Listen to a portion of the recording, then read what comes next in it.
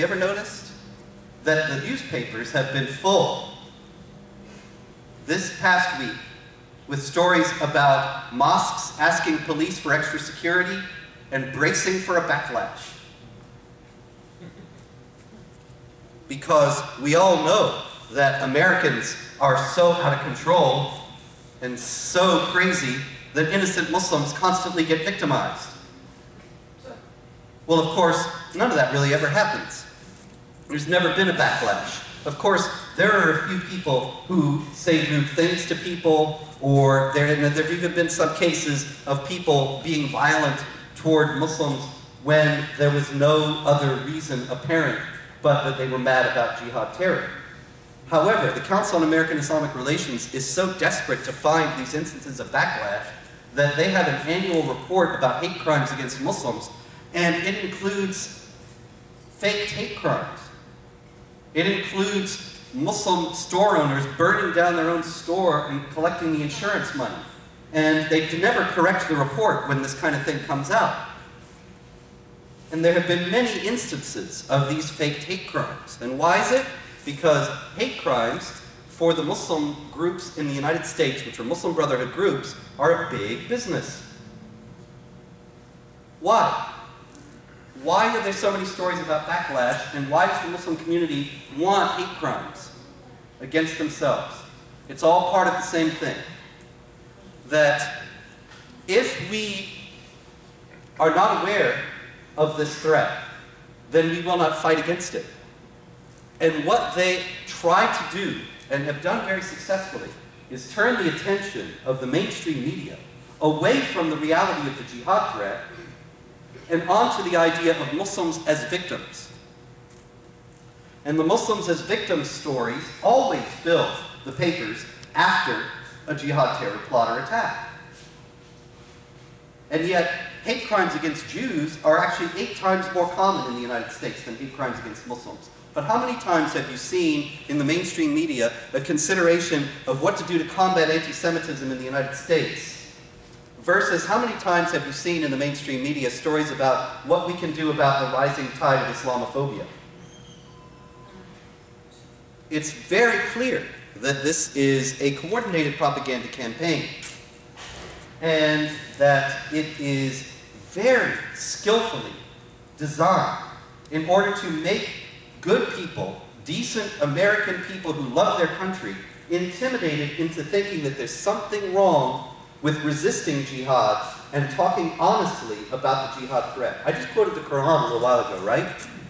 And in doing that, I explained that the Boston bombers were trying to do something that is taught in the Quran, the holy book of Islam, and is sanctioned by the Islamic faith. We don't have the time, but there is a mountain of other evidence from the Islamic sources that establish that. But think about what the US government signed onto and what the Muslim groups were asking them to sign onto when they got the training materials scrubbed. They were asking them to accept the idea that to look into the motives and goals of jihad terrorists, which is what all the training materials were about, is racist, bigoted, and hateful and Islamophobic. And when I talk about it, they say the same thing about me. When anybody else talks about it, they say the same thing about them. And the newspapers never discuss these aspects of Islam or the motives of the bombers. What there has been is a ludicrous hunt over the last week for the motives of the bombers. Even after Jokhar Tsarnaev said, "We did it to defend Islam." Salon magazine ran a piece, "Why are terrorists so often men?" Yeah, that's it. Well, why are saxophonists so often men? Why are garbage collectors so often men? It's totally irrelevant to the question. They didn't do it because they were male. They did it because they were Muslims. And yet, when this is discussed openly and honestly, it is considered hate speech.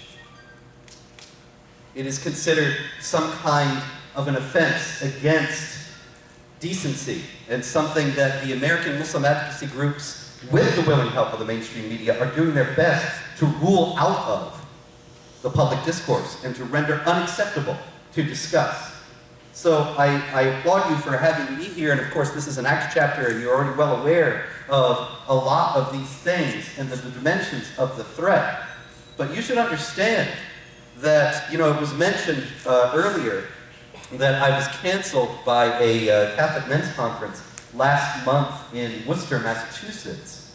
You have to understand that these kinds of things are exactly the same struggle. It's just another front in the same battle. What they're trying to do systematically is demonize and marginalize and thereby render ineffective anybody and everybody who speaks out about these things.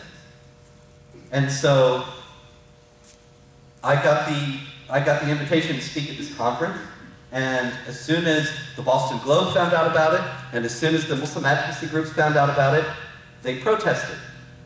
And the Bishop of Worcester immediately caved in. Noni Darwish was supposed to speak at Columbia University and at Princeton. Same thing happened. Muslim groups complained, she got canceled. Pamela Geller was supposed to speak at a synagogue on Long Island. Same thing happened, she got canceled. This happens over and over again all over the country. And the thing is that these groups that bring people like us in, they do not realize what's going on. They do not realize what is happening. And they think, well, we just wanted to have an event about the threat, and this guy is way too controversial, and so we'll just have to get somebody else. What they're trying to do is render the truth so controversial that we will back away from it. And that we will accept the big lie, and it's no less of a big lie than the one that Joseph Goebbels put across on the Germans. We will accept the big lie with alacrity and not do anything about it. And nobody will be left to speak out about it. And so you see, it's all tied together. That there is an effort on the one hand to shut up the government, and they got them. Because Barack Obama was absolutely willing to eager to do their bidding. And they got the media to be quiet. Now the media mostly, as we have heard many times, survey after survey shows that most media people are on the far left, politically. And, the far left, I'm not going to sugarcoat it, is increasingly anti-American, increasingly at odds with any attempt to defend the United States or to defend the principles on which this country is based. And so they see this other rapidly anti-American group, the Islamic jihadis, and of course they're also non-white, non-Christian, non-Western. They can do no wrong.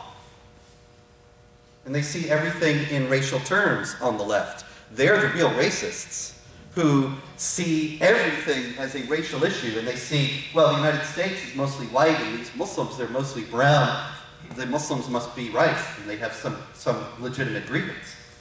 Actually, this is not a racial issue at all. This is an issue of an authoritarian and supremacist ideology that will deny us basic rights and is in contradiction to the Constitution and to the freedoms that we are guaranteed by the Constitution in numerous particulars.